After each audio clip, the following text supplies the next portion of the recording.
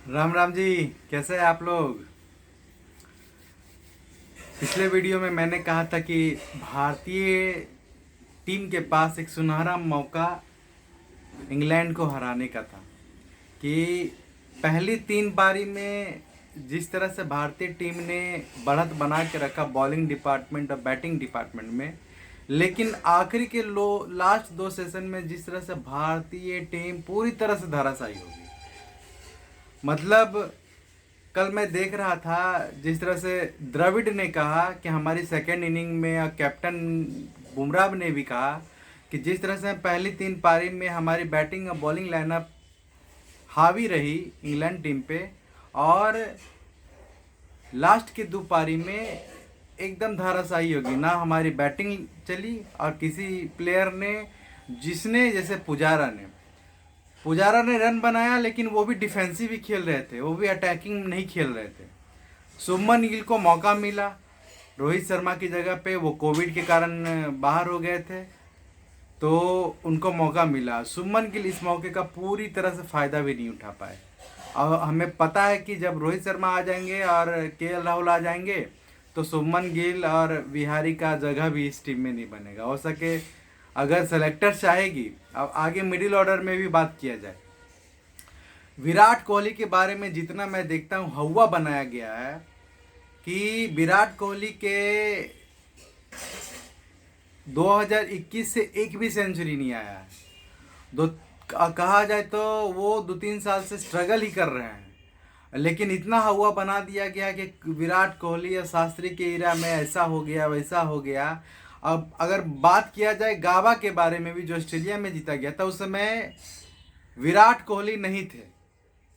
Virat Kohli maternity leave पे थे, वो घर में थे।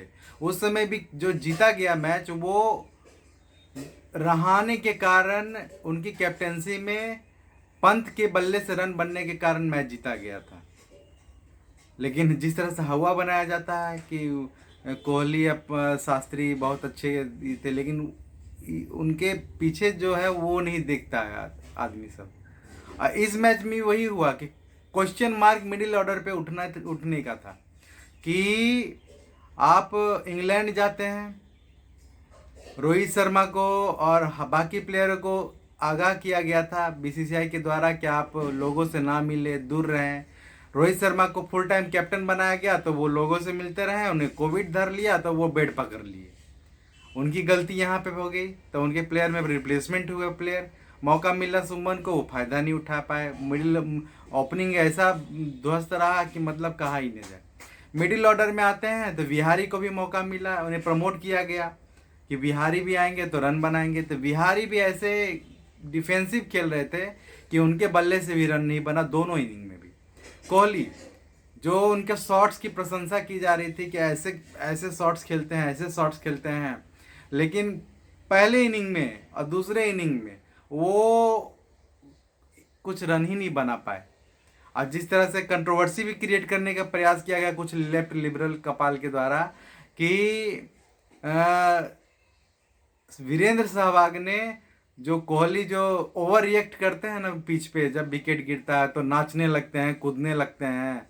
रन तो बल्ले से बन नहीं रहा है, लेकिन नाचना कूदना उनका बरकरार रहता है। तो उसी में वीरेंद्र सहवाग ने उन्हें नचनिया कह दिया कि देखो नचनिया नाच रही है।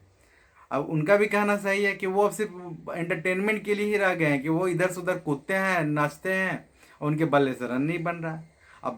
अब बॉलिंग डिपार्टमेंट में पहले इनिंग में जिस तरह से ओवर पूरी तरह से एकदम हावी रही, सेकेंड जब इनिंग में आई, बुमराह को छोड़ के और किसी बॉलर ने कुछ किया ही नहीं। उन्हें समझ में ही नहीं आ रहा था कि बैरिस्टो और रूट को कैसे बॉलिंग किया जाए, क्योंकि वो उनका फॉर्म जिस तरह से वापसी किया और जिस तरह से वो खेल रहे थे, वो उन्हें भारतीय बॉलरों को मौका भी नहीं मिला कि वो कमबैक कर सके।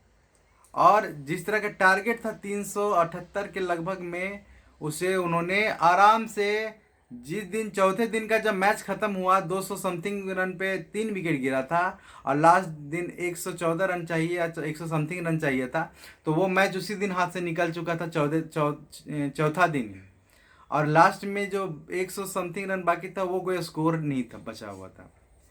और इस पूरे मैच में एक भारतीय टीम के पास बेहतरीन मौका था कि इस सीरीज को अपने नाम करते, कम से कम मैच को ड्रॉ ही कर लेते। लेकिन जिस तरह से सेकेंड इनिंग में भारतीय बल्लेबाजी क्रम पूरी की पूरी तरह ध्वस्त हो गई। जो पहले मैच में चले, अगर उनको छोड़ भी दिया जाए जडेजा और ऋषभ पंत को, लेकिन बाकी बल्लेबाज क्या कर रहे थे? बाकी बल्लेबाज के रन से तो स्कोर ही नहीं बन रहा है। अगर वो चौथे दिन भी अगर शाम तक दोपहर तक की मैच खींच लेते, आधा टाइम निकाल लेते, तो अगले दिन मैच वो रोमांचक होता और मैच ड्रॉ की ओर भी जाता था। भारतीय टीम 2-1 से वो सीरीज जीत जाती। लेकिन वो सुनहरा मौका, क्योंकि भारतीय टीम इंग्लैंड में पिछला रिकॉर्ड भी देखा जाए, कभी 0-4 से, कभी 2-1 से, कभी 3-1 से, इस तरह से मैच हार रही है। इस बार उनके पास मौका था कि 2-1 की बराबरी से आप लीड बनाए हुए थे, अगर इस मैच को भी आप ड्रॉ कर देते तो आप मैच जीत सकते थे। लेकिन इतना मैं ज़रूर कहना चाहूँगा कि जिस तरह से आप T20 में IPL के आधार पे प्लेयरों को मौका दे रहे हैं, आपको रणजी मैचेज में जो प्लेयर चल रहे हैं उनके वहाँ के परफॉर्मेंस को आधार बना करके आपको टेस्ट के लिए टीम बनाना पड़ेगा। क्योंकि आप अगर IPL के आधार पे T20 टीम बना सकते हैं, तो आपको रणजी के आधार पे टेस्ट टीम बनाना ही चाहिए। क्योंकि यहाँ पे ऐसे ऐसे प्लेयर हैं जिनको आप नाम की लायबिलिटी के आधार पे ही ढो रहे हैं, उनके बल्ले से रन नहीं बन रहा है। जिसमें से एक बड़े नाम है विराट कोहली, चेतेश्वर पुजारा, वो अब डिफेंस की तरह खेल रहे हैं, वो रन उनके बल्ले से भी नहीं बन रहा है। बिहारी को मौका मिला, वो भी नहीं कुछ कर पा रहे हैं। शुभमन गिल को मौका मिला, वो भी कुछ नहीं कर पा रहे हैं।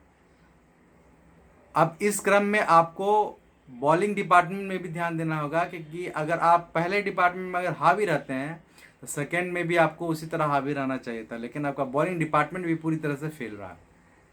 चलिए, आप मैच तो नहीं जीत पाए, लेकिन मैच तो ड्रॉ रहा।